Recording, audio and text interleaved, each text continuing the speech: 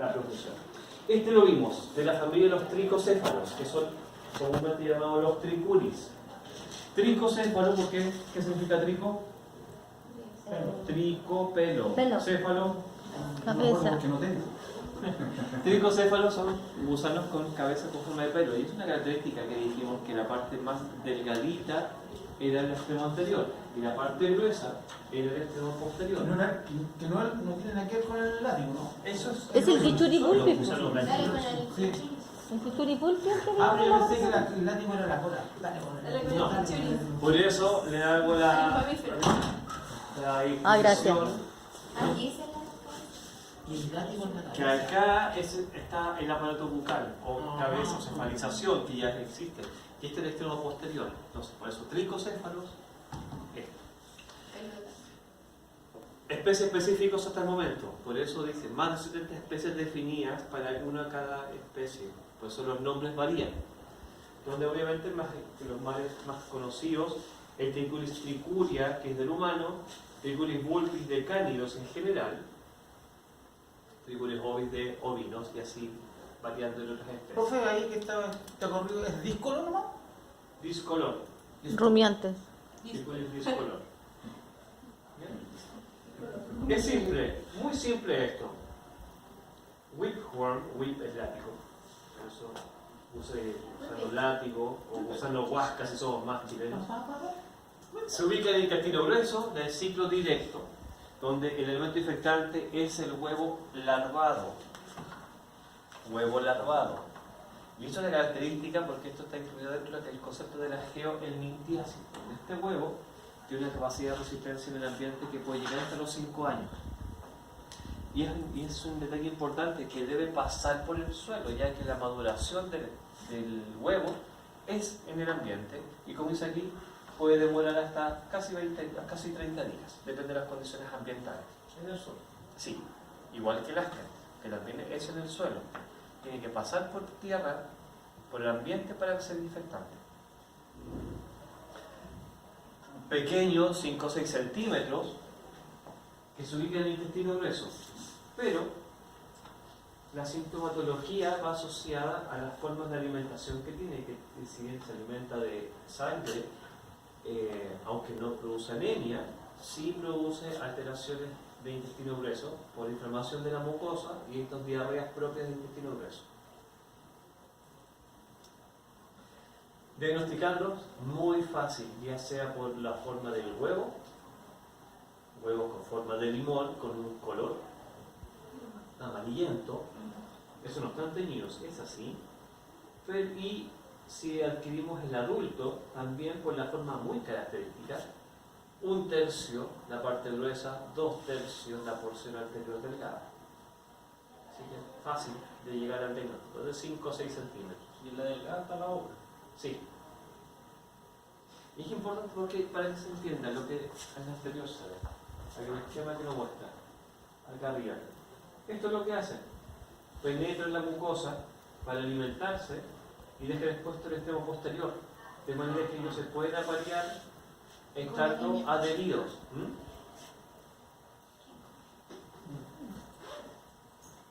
Claro, entonces esto de las cargas parasitarias altas, que así se va a notar. Y acá hay un problema, es que las cargas parasitarias altas uno cree que se puede llegar a lograr, pero no es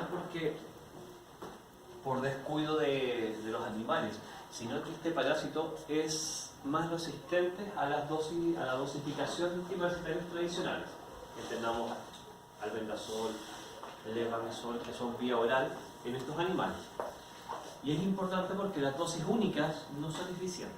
El comprimido no es eficiente para este.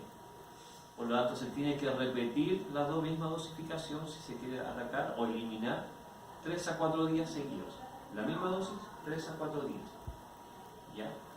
Aunque este discurso que estoy diciendo era súper válido hace 10 años, porque hoy en día los productos residuales que son endectocidas con una dosis funcionaría.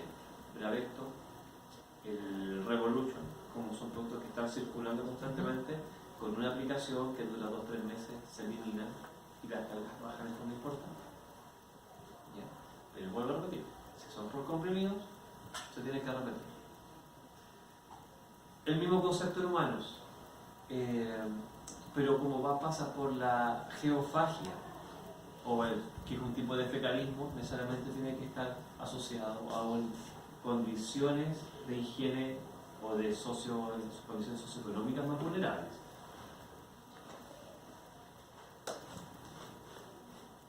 Sí, retomando una pregunta que estaba en la prueba recién, que fue con él. Si yo voy al baño y no me lavo las manos, ¿puedo contagiar a alguien de qué? ¿Puedo contagiar esto de inmediato de una persona a otra? No. No, porque tiene que pasar por el suelo. ¿Los ascaris? ¿También pasa por el suelo? También tiene que pasar por el suelo. ¿Ah? Por eso digo, entonces los ascaris tienen que pasar por el suelo. Enterobius vermicularis, que significa pirulle. Es así. ¿Ya? Incluso les mencioné el concepto del ano, mano, boca, de rascarse, después de boca. ¿Ya? Por eso cuando hablamos de geoelminto, como esto, debe pasar por el suelo. No hay un contagio directo inmediato. Por eso el concepto de geofagia es necesario acuñarlo acá, que tiene que pasar por el suelo. ¿Ya?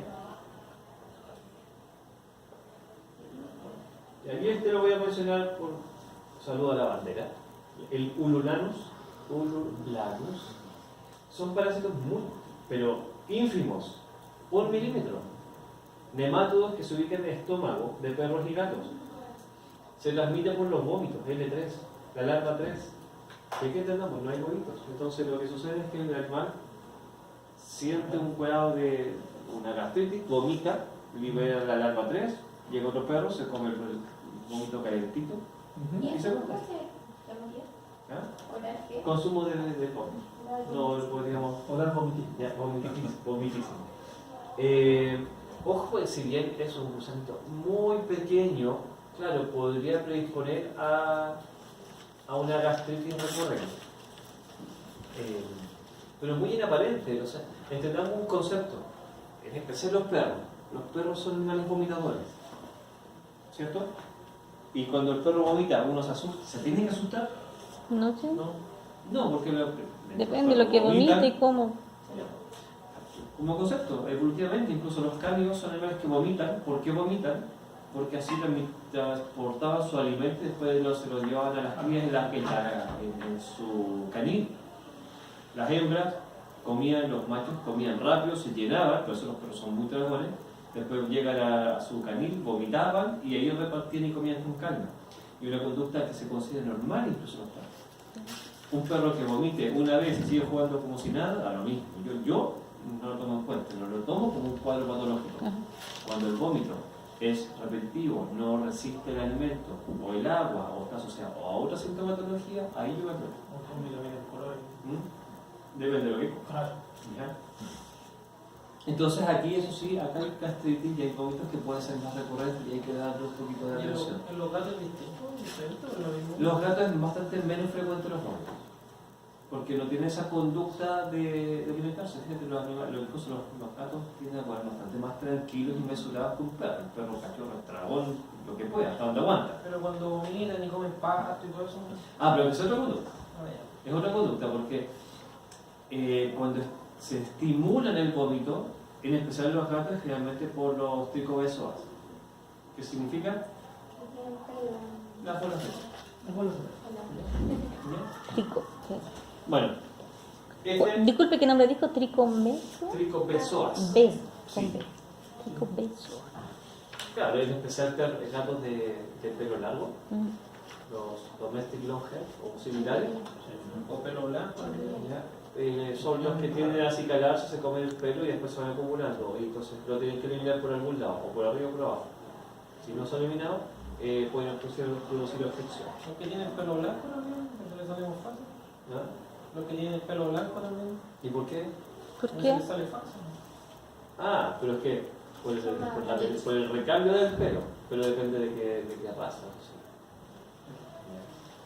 Bueno, bastante baja la prevalencia estudiada, pero esto va asociado a otra cosa, de que además las desparasitaciones recurrentes de animales mascotas permite que haya una prevalencia muy muy baja.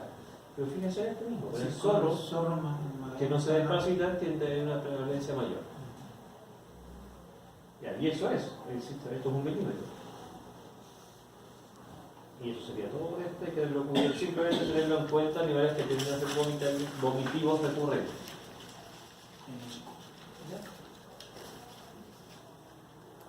¿Y eso se da en ciudad? Igual, ¿sí? Sí, pero insisto, cuando son perros que no son tratados, tiende a haber, estando generalmente asociados a perros que no son con el cuidado médico apropiado, que no se desparasitan, ahí tiende a tener más o menos. Y cuando están en camada, en especial mamá con hijos, es más fácil, el perro vomita y realmente se lo puede comer él mismo, pero si está el otro se lo come también. Y ahí se transmite esta enfermedad. Y aquí sí debemos detenernos un poquito más. Ha sido bueno que el resto esté acá, porque esta ha sido una enfermedad que es importante a nivel mundial. En Chile, afortunadamente, se ha tratado bastante bien. Las prevalencias son muy bajas en nuestro país, pero gracias a todos los trabajos que se han hecho asociados a esto. Triquinosis o triquinelosis. Zoonosis históricamente relacionada al humano. ¿Qué tal histórico? Judíos. Los judíos no comen carne de cerdo. Ya, porque es carne impura. Y por carne impura, Dios los castiga a las personas que se comían cerdo y se enfermaban y morían, ¿cierto? Hoy en día sabemos que es por triquinosis, que no es mentira. ¿Ah? Y esa es la razón histórica. Claro, imagínense una crianza de cerdo hace 4.000 años atrás. Cero cuidado y con suerte el cerdo comía más que nosotros. ¿Qué nos quieren enseñar? Pero ¿hace cuánto? Hace 4.000 años atrás. Asociado al contacto. Por ejemplo, hace 4.000 años atrás existían tantos parásitos.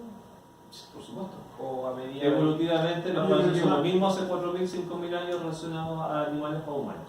Lo que sí podíamos cuestionar era la distribución de esto a nivel mundial. Y la contaminación y los. Ya, eso sí, la distribución, que eran a veces nichos muy acotados, gracias a el tráfico de animales y cosas, se ha hecho cosmopolita, pero el número de la presencia de gusanos o el parásito en general es lo mismo. Había libros del siglo XVI en Francia, todos geogénicos llenos de pulga y llenos de sangre. Ya. Entonces, la triquinosis, si bien la relación epidemiológica, como ven ahí, es siempre asociado cerdo, hombre y agreguemos otro, ratón, que esa es la actividad de la epidemiología tradicional, como entendemos la triquinosis en nuestro país, históricamente. Pero después que hubo más estudios, aparecieron otras especies de triquinas y que van asociadas a otros tipos de omnívoros y carnívoros. Como pueden ver ahí, la lista es bastante más larga de la que uno creía. Y entre esos, la Pseudospiralis, que está en algunas especies, en osos, morsas, etc. O sea, hay algunos que están asociados a omnívoros de mar, de mares fríos, y así otros como los cocodrilos, que tienen condiciones más tropicales. Me voy a referir siempre a Trichinella spiralis, pero esto es válido para todas las especies cuando se aplica el concepto. ¿Ya? Quiero mostrar esto. Esta, como dice ahí, representación antigua de donde no se consideraban otras especies de triquina. ¿Lo logran ver ahí? Vamos a ver un poquito. El humano, cerdo, ratón. Omnívoro, omnívoro, omnívoro. ¿Ya? La triquinosis se transmite única y exclusivamente por carnivorismo. ¿Ya? Porque la larva, el elemento infectante, está en la musculatura. Eso. Por lo tanto, siempre está asociado a este tipo de concepto, del consumo de animales que también consumieron carne. Pero como dice ahí, el concepto antiguo, porque también incluían a osos, focas, otros cánidos y a algunos mustelios que también son transmisión. ¿Ya? Como todos son omnívoros, todos se contagian. ¿Ya? Pero vuelvo a repetir, hoy en día se reconoce que las especies son distintas y le da una diferenciación. Osos y morsas, por ejemplo, es una especie distinta a la Trichinella spiralis. ¿Pero son originales? No. Pero algunas, las cosas de Trichinella spiralis sí son, no sé, sin duda, pero la nativa, que es por osos también en Norteamérica. Ya, la carne no se come en Norteamérica. mapache también se come y también puede transmitir. Bueno, el ciclo es simple. Como ven acá, primero, consumo de carne contaminada. Entonces, al consumirla, la carne, 48 horas, las larvas se liberan, hay diferenciación sexual en el intestino delgado, que es su hábitat. Nematodos muy pequeños, no más allá de 1 centímetro, y que morfológicamente son reformes, no tienen ninguna característica particular. Delgaditos, de no más allá de 1 centímetro. Entonces, a las pocas horas, alcanzan la madurez sexual. Se aparean, el macho muere después del apareamiento, y la hembra se queda y se introduce en las vellosidades intestinales con la intención de liberar larvas, no embriones, larvas. La hembra, la mamá triquina, es vivípara, por lo tanto ella empieza a parir larvas vivas. Esas larvas, como están introducidas en las vellosidades intestinales, las larvas, a medida que van naciendo, migran de inmediato a la circulación sanguínea. ¿Me van siguiendo? O sea, ese embrión lo borramos y le ponemos Larvas. Las larvas pasan a sangre y por vía sangre migran a toda la musculatura estriada, voluntaria. Así que descartemos corazón. ¿Ya? Descartemos la musculatura lisa, musculatura voluntaria. Entonces, las larvas van migrando a la musculatura, empiezan a penetrar los sarcómeros y empiezan a separar las fibras musculares. Como se introduce en este lugar, hay una reacción propia del organismo que trata de eliminar esta larva por anticuerpos y no va a poder, por tanto, como no puede, trata de encapsularla. Por lo tanto, se encapsula con depósitos de fibrina y posteriormente se calcifica. Y cuando se calcifica, la larva queda ahí en forma perpetua, pero viable alrededor de 12 años. Esperando que por carnivorismo vuelva de nuevo al ciclo. 12 años. Sí. ¿Y no hay nada que le pueda pasar al hombre en ese caso que haga que se descalcifique y se No, desencapsule? ninguna posibilidad. Cuando están, ya entran en la musculatura se quedan ahí. Y quedan ahí inertes esperando. Pregunta, ¿lo encapsula como encapsulaba antes cuando llegaba un parásito, como el Toxoplasma gondii? ¿O él mismo se encapsula? Con una diferencia. No, él se introduce, lo deposita con fibrina y después se calcifica. Hay una diferencia. El quiste toxoplasma, el quiste hiatídico y otros quistes van creciendo constantemente, lento pero constante. Esto no. Esto se queda, por eso logra calcificarlo. ¿Y se alimenta de? No, no se alimenta, queda en estado de hipobiosis y por eso que hay un estado de latencia constante. Por eso tiene un periodo de muerte, pero mucho tiempo. ¿De qué vive esos 12 años? ¿Ah? ¿De qué vive esos 12 años? No, simplemente reserva energética, pero en estado de metabolismo muy lento que le permite esta sobrevivir. Que ojo, si bien empezamos a estar hablando de un parásito, pues ustedes saben que hay insectos que tienen unas larvas de latencia que son hasta 14 años, como la cicada, y duran horas de apareamiento y después vuelven al ciclo larvario que dura mucho tiempo. ¿Se entiende? Entonces, dos cosas. Nunca sale nada por las heces. Nunca fecaliza por huevos larvados o huevos al ambiente. Porque esta cosa entra como larva, el adulto se aparea, produce larvas que migran a la musculatura. Claro, y ahí ¿Ya? se calcula. Nunca, no es un ciclo de dos. No. Nunca huevos, nunca vía oro fecal. Siempre carnivorismo. Siempre. Entonces, un detalle que acá lo dice, la calcificación 6 a 10 meses, que es importante, porque la sintomatología va asociada a este problema. Cuando empiezan a penetrar la musculatura, cuando se están encapsulando y se está calcificando, y hay sintomatología asociada a esto. Cuando todas se calcifican, la sintomatología se acaba y el individuo, cualquiera que sea, se recupera espontáneamente. Pero queda portador. Y entonces es un parásito de estos parásitos inteligentes que deja que su hospedero siga viviendo. Así es. sea, como todo parásito, dijimos, la intención es no matarlo, sino sería un parasitoide, como dijimos anteriormente. ¿Ya? Bueno, y acá otros esquemas antiguos, pero se entiende el mismo concepto.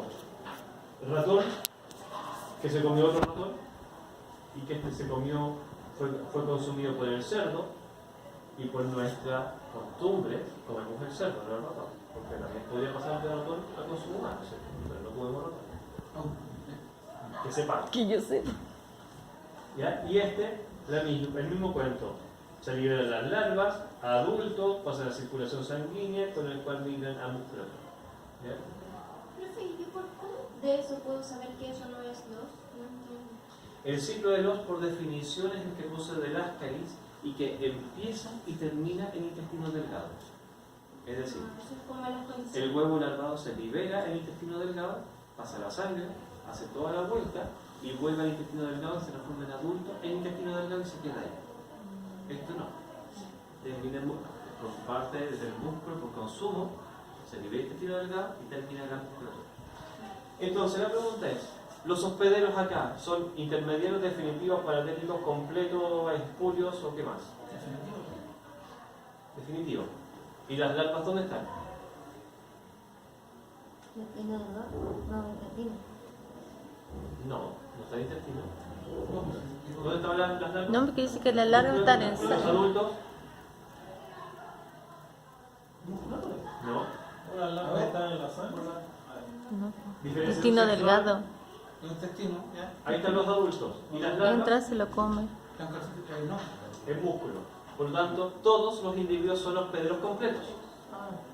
¿Ya? Con la diferencia que los adultos tienen una vida corta, 2 semanas.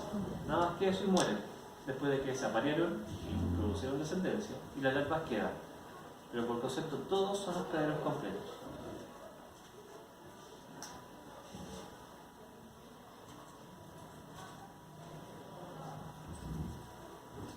¿Ya? ¿Qué pasa con esto? Si hay la sintomatología, hay 2 fases. Después mostrar las imágenes muy viejas. Sintomatología, lo dicen humanos, pero esto es válido para todas las especies. Ya. Primero, una fase intestinal, donde están los adultos en intestino y se va introduciendo en la mucosa, por lo tanto hay un cuadro entérico. ¿Ya? Una inflamación intestinal, una enteritis, un dolor abdominal, un cuadro de diarrea y síntomas inespecíficos, náuseas, vómitos, diarrea, etc. ¿Ya? ¿Cuánto dura esa fase? No, más. 2 semanas, porque dijimos que en 2 semanas sobrevivían los adultos. ¿Ya? Así que podemos tener unas 2 semanas más o menos de una fase intestinal, con sintomatología inaparente, gastroenteritis. Eso podemos decir. ¿Se entiende? ¿Vamos bien? Me perdí con la... ¿Le damos un poquito? Sí, por favor. Es que dijimos que en el ciclo, en 48 horas, alcanzan la diferenciación sexual, la madurez sexual. Y de ahí se fecundan y se aparean por 2 semanas. El macho muere, la hembra sigue viable y entonces la sintomatología digestiva o entérica es porque el adulto sigue estando ahí. Por eso es la sintomatología más o menos 2 semanas. Y la liberación de larvas también es al intestino. El intestino, pero de inmediato pasa a la sangre.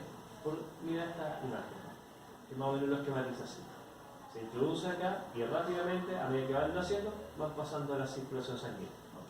Ya no están dando vuelta en el lumen intestinal. Hay una fase circulatoria, pero es que es inaparente porque a medida que van migrando, así que no es como clara de definir. Pero sí la fase intestinal y que después empieza la fase muscular, que es la bastante más larga, que puede llegar hasta casi 1 año, dependiendo de la magnitud. Fiebre alta, decaimiento, respiración forzada y dolorosa, mialgia, edema, de hincar el párpado. ¿Por qué? Porque hay una miositis, inflamación del músculo. ¿La mialgia qué es? Dolor muscular. Sensación de ojos con arena. Eso es un detalle que antiguamente se decía, porque como hay edemas palpebrales, los párpados pesan, entonces como que algo está ahí. Prurito generalizado, por favor, recuerden y díganme por qué eso. ¿Qué dijimos cuando? Que signo de un examen de sangre, en un hemograma, aumentan cuando hay larvas migrando por sangre. Eosinófilos. Muy bien, y los eosinófilos cuando son muy altos tienden a producir prurito. ¿Por qué? Por las reacciones inflamatorias que van generándose de forma sistémica. Y la eosinofilia se expresa a veces como un prurito finalizado, no se sabe de dónde, pero pica. ¿Ya? No se entiende cuando uno planifica algo de eso, pero se entiende. Profesor, ¿y la fase muscular cuánto dura más o menos? Como dice acá, entre 6 a 10 meses. Me devuelvo, hacemos ciclo, mira acá. Eso es hasta que se clasifica. Claro. Todos esos síntomas cesan cuando todo está calcificado. Bueno, curación, recuperación es más pronto. La curación sería eliminar el parásito. O muerte, casi por la razón o la fuerza. Ojo, sí, ahí, acá puede producir muerte, no por la intención, pero cuando las cargas parasitarias son muy altas, hay una sintomatología general que sí se puede expresar como muerte. ¿Ya? En el humano se ha descrito que el 1% muere por esto, pero es por cargas parasitarias. Hay un estimado, ¿qué es eso? ¿Tiene alguna afinidad con algún tipo de zona? O Sí. Ya lo vamos a explicar. Las larvas, se ha hecho una tabla que expresa esto, desde la carga parasitaria hasta la crítica que es la más grave, que lleva seria, la grave y la crítica es asociada a muerte, cuando son más de 500 o 1000 larvas por gramo de músculo. Ah, por gramo de músculo. Por gramo. ¿Y eso Suena feo. no es el cuello de algún músculo? Sí, hay algunos que tienen una predilección. Ya, y me voy a volver. No mencionaba también. Profesor, disculpe, por ejemplo, en la fecundación, ¿es la larva que libera? ¿Perdón? ¿Cómo? En la fecundación, por ejemplo, Mírense. ¿la larva que libera cada una o...? Ah, lo que pasa es que, como es el carnivorismo, como estamos diciendo que hay 1000 larvas, por ejemplo, que por gramo, como se está comiendo 100 gramos, son millones al inmediato que estás comiendo de larvas, cuando son millones de adultos que van a llegar a ser. Y que esos millones de adultos que consumiste van a desarrollar a millones de larvas que van a invadir tu cuerpo. Y de esas 1000, por ejemplo, igual el sistema inmune mata alguna o bueno, pasa también. Todos son viables. Bueno, y acá esta imagen es más o menos lo que estamos diciendo. Parece golpeado, ¿cierto? Parece chagas incluso. ¿Ya? Pero eso es lo que hablamos del edema palpebral. Parece boxeador. Y si ven esa imagen, vieja las cosas. Músculos masséteros, deltoides, bíceps, diafragma, intercostal, lengua. Los músculos oculares. ¿Por qué? Porque tiene una afinidad muscular. Porque se dan cuenta, vamos a traducir eso, vamos a filtrar. Diafragma, intercostal, ocular, lengua. Son los músculos que tienen mayor trabajo, los masticadores. Pues son músculos que constantemente nuestro organismo está trabajando. Siempre estamos respirando, siempre estamos moviendo los ojos, por lo tanto son músculos que tienen mucho trabajo, mucha oxigenación y mucha nutrición. Por eso las larvas van ahí. Y ahí eventualmente después al resto del cuerpo, todos los músculos son viables. Pero esos son los principales. Entonces imagínense que la sintomatología como asociada al pestañear duele, al mover los ojos, siempre que los músculos oculares rectos y oblicuos duelen. ¿Ya? Respirar, como dice, la respiración forzada es porque, claro, el diafragma lo estás moviendo, está doloroso, y intercostal duele. Entonces el diagnóstico, vamos a ponernos al humano, pero es válido decirlo para animales. Sintomatológico, la eosinofilia supera el 40%, ya lo dijimos. El método, hoy en la actualidad, el método de ELISA. El test de ELISA dice anticuerpos positivo a esto y se acabó el problema. En animales, el diagnóstico es triquinoscopía o serología. Si el test de ELISA en animales también va a ser anticuerpos positivos. Ahora, esos conceptos también son aplicables en la práctica en matadero. Y ahí el rol del veterinario para esto, ¿Cómo hacemos diagnóstico apropiado en animales de producción? Cerdos y jabalíes por ley en nuestro país. ¿Ya? Y ahora se está introduciendo en menor grado caballos, pero se puede entender, ya voy a explicar el porqué. Pero simple, lo que están mostrando ahí, el músculo de los pilares del diafragma es donde se obtienen las muestras y se hace el diagnóstico. En nuestro país, el examen por ley es la triquinoscopía. Es decir, sacar músculos diafragmáticos, cortes pequeños de 1 centímetro, como un arroz, se aplastan en vidrio, se miran a un microscopio conectado a un televisor grande. Y eso por concepto es el triquinoscopio.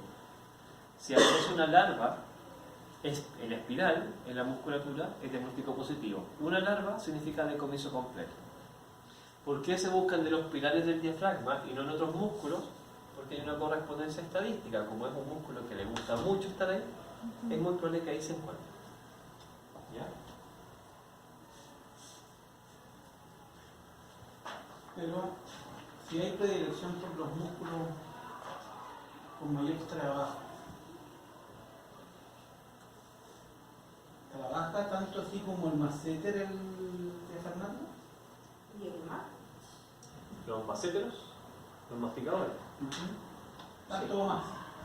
O sea, si hacemos que O sea, el músculo tiene mayor funcionamiento, el diafragmático sin duda y los intercostales, por estar respirando constantemente. Los oculares también, pero asimismo han estado masticando todo el rato. La lengua también, algunos más que otros, pero funciona igual, ¿cierto? Entonces, por eso hay una predisposición a esta musculatura. No sé, pero voy al hecho de por qué se define que sean en diafragma. Pilares del diafragma. Por los pilares del diafragma. ¿Por qué? Porque ten en cuenta que también está asociado a un músculo que no tiene mayor importancia económica. No le saco del filete. Vamos a encontrarlo, pero no, pues, estamos dañando. Entonces, un lugar que está en la canal abierta, es fácil de acceder, hay una correspondencia estadística importante, entonces ahí se hace la elección. Okay. Ya, esto es el triquinoscopio, obviamente hoy día la tecnología es mejor que esta, pero este es el concepto. Ese es un trozo de músculo y si se está la larva ahí enroscada, diagnóstico positivo. No se tiñe, se mide y se aplasta y se mide. Y este es el concepto de la digestión artificial. El mismo trozo de músculo se coloca en una solución de digestión artificial, en 24 horas se observa porque las larvas se van liberando y están acabadas. Entonces se coloca una placa de Petri, se abre, se cierra y se mira. Las larvas ya activas, moviéndose. Piensa que se les comió algo. Así es. Así es. Funcionan como si estuvieran en un proceso de digestión. Entonces, obviamente, esto es más fácil que esto. Pero esto es más inmediato en nuestro país a la velocidad de la matanza de los cerdos. Por eso es el protocolo nacional. Profe, ¿cuánto es el tiempo de observación? O sea, porque me da la impresión de que en un matadero de cerdo es como que pasa como rapidito la noche, así como, no sé, por 30 cerdos por minuto, por dar un ejemplo. A ese nivel de... Sí, a la velocidad de diagnóstico tiene que ir con la velocidad de la matanza. O sea, Pero hagamos un reparo. Llegaron 300 cerdos, no es que vaya así como van avanzando, porque la obtención de la muestra es cuando ya está la canal lista, colgadita, limpia, y el proceso de refrigeración. ¿Ya? Ahí es donde se toman las muestras y después pasan, pero el diagnóstico tiene que estar en el mismo día o el día siguiente. No pasa eso. No, es que eso iba, o sea, los tiempos que se demoraban en... Sí. Todos los cerdos, 100% faenado, tienen que ser con diagnóstico del 100%. Porque con eso tenemos el cerdo positivo, ese cerdo que se comió el ratón. No es todo el grupo. No, de acuerdo, por eso no... La digestión artificial es mejor, pero requiere mayor implementación, tiempo y otras cosas. Así que por eso en Chile no se hace. Esto es. Así está teñido. Así no se hace. Así se hace. ¿Ya?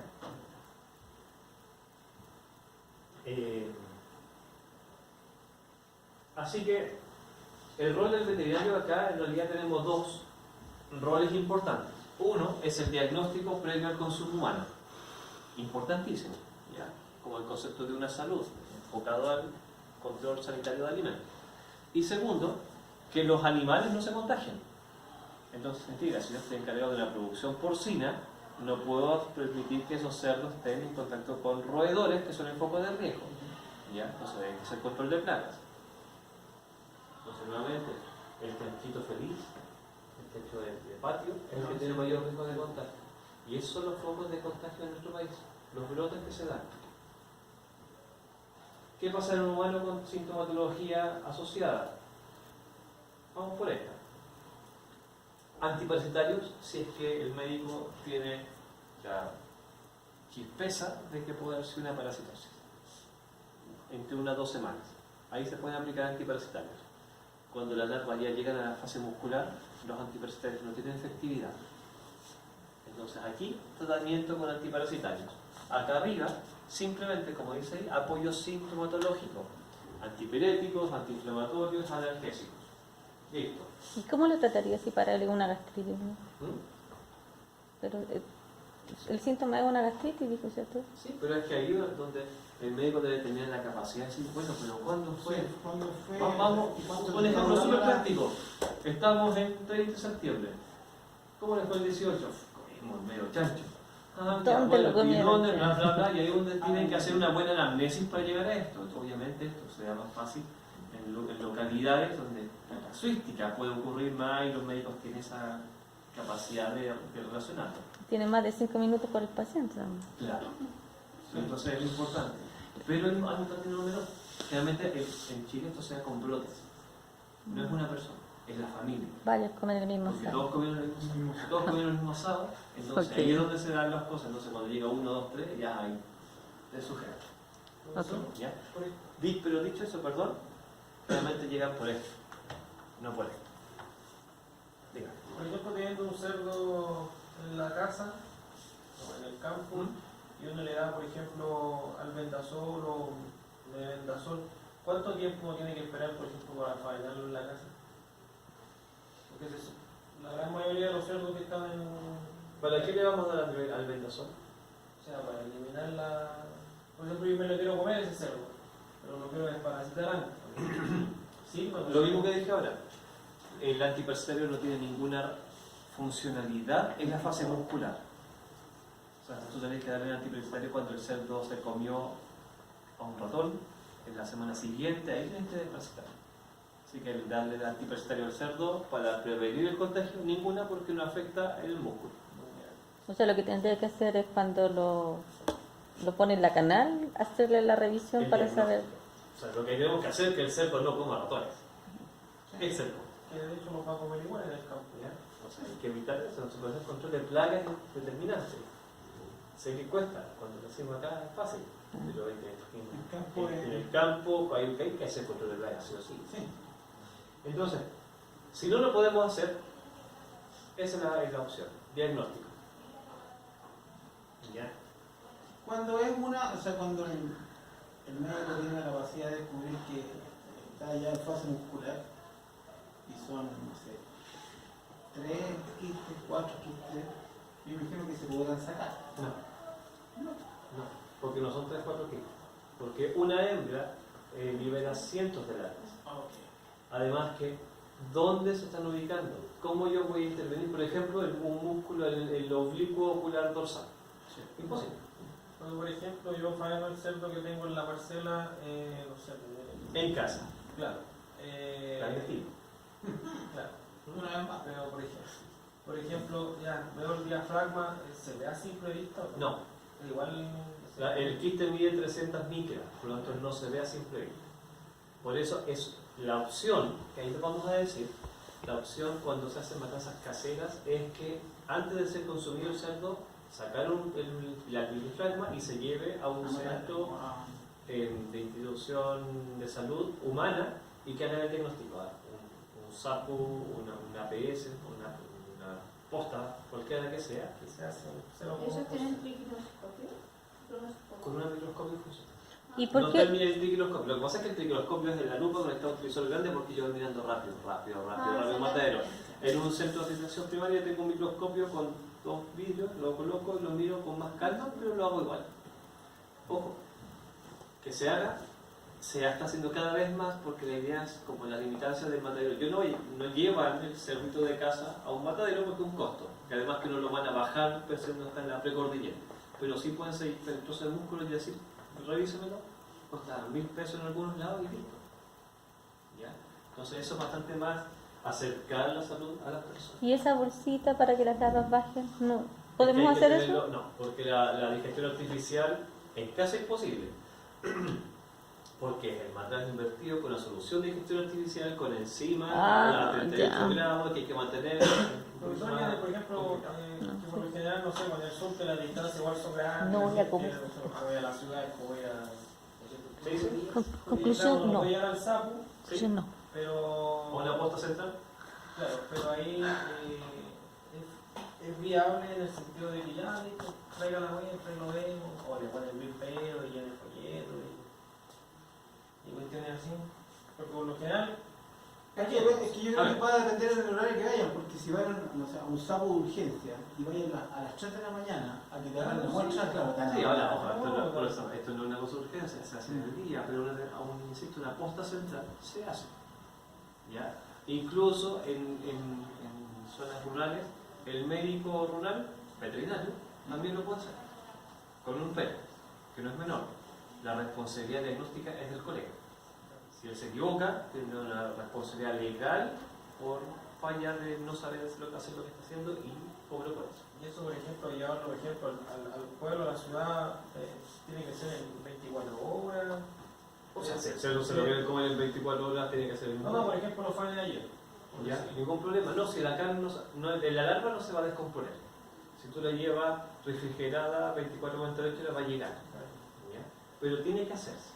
Tiene que estimularse en las poblaciones que se haga. Si no lo van a hacer mataderos, tiene que hacerse esta cosa. Es la única metodología para decir que esa carne está inocua con respecto al triquinosis. Miren un detalle acá que son antecedentes históricos. ¿Ya? Pero sí muestran un detallitos que son entretenidos de ver. Estudio en el 48 o el 8% de derrotas de basural, o aleles, positivas. En el mismo año, 5% de los cerdos positivos de la zona. Rota de Noruega en el Guarén. Ya, en el 63, mire, como aumentó a casi un 30%, que es altísimo. Y acá, mire, en el mismo año, los mismos cerdos aumentó de un 5 a un 12,3%. ¿Por qué? Porque se desratizó con warfarina. En ese tiempo, la warfarina es un veneno que a los ratones se les da y afecta la cadena de coagulación, pero era muy rápido, no se comían y se morían. Y los chanchos pasan por ahí, bienvenidos, y se contagiaron todos.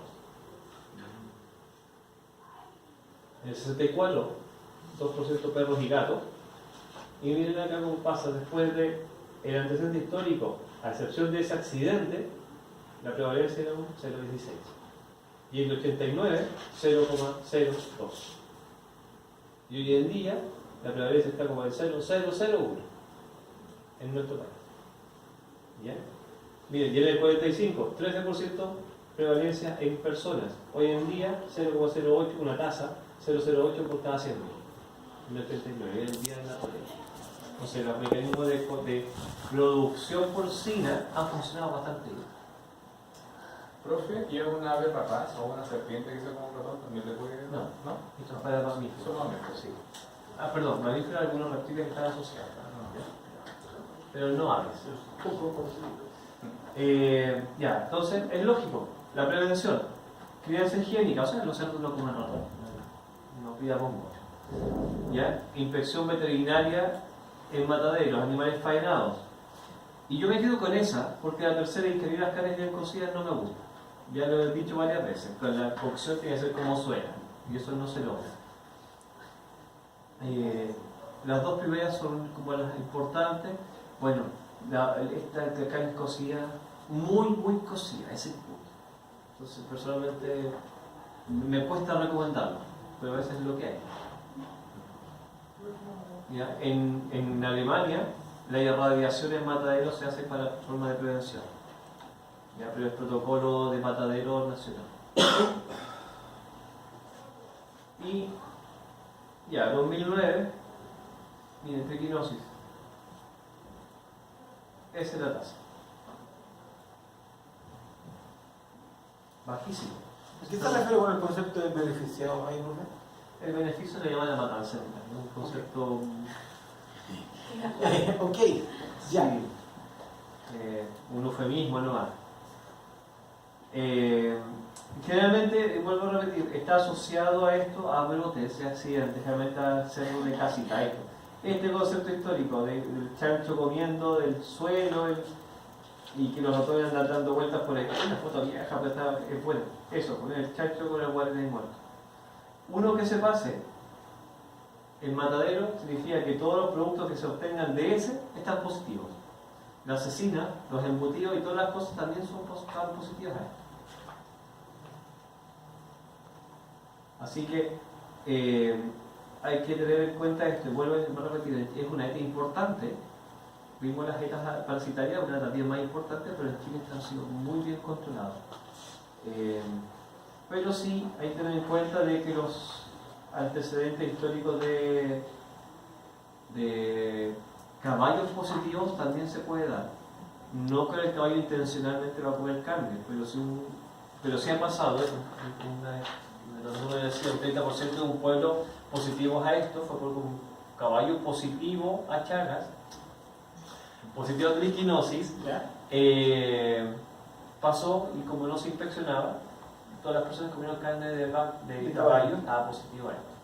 Pero fue porque el caballo comió fardo donde se cayó un ratón y el ratón se trituró y se esparció la carne por todo el mundo. Eso, y como pueden ver acá, miren, el número de casos de triquinosis 13 en humanos. Eso es la tasa hasta el 2007, muy bajo. 9 ¿Ya? Y comparemos con diatiosis, bastante más importante. Pero eso es gracias, vuelvo a repetir, siempre la inspección veterinaria ha sido un muy buen control en nuestro país. Profesor, en las ciudades que tienen 0 casos, ¿se podría decir que está como erradicado prácticamente? No, la enfermedad está presente, lo que pasa es que no llegan cerdos positivos. Lo que pasa es que, como ven acá, el 95% de los cerdos en Chile pasan por criaderos intensivos. Pero sí ha pasado, y empecé para el 18,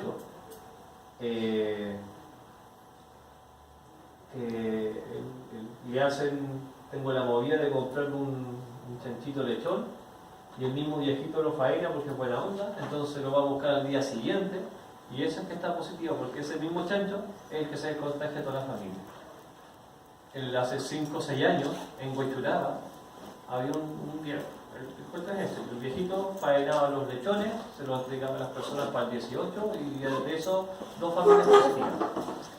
Y ahí las personas del núcleo familiar, el hombre es el que más sufría la enfermedad. Y es un dato que no es menor, desde el punto de vista de la epidemiología. De las 2 familias, el padre es el que estuvo más grave. ¿Por qué? ¿Con menos cantidad? Comió más carne. Seguramente el que estuvo en la barrilla y estuvo picoteado todo el rato, se comió medio kilo de chancho, el resto comió un poco más pequeño. Así que, bueno, Así no. bueno, es importante que la triquinosis se tiene que tener súper clara como médico veterinario, así como la fasciole hepática, así como la toxoplasmosis, son parásitos íconos que debemos manejar. Ya. Y no, yo creo que vamos a terminar con esto, no con artrópodos. Las filarias. Que las filariasis en nuestro país son poco importantes por climatología.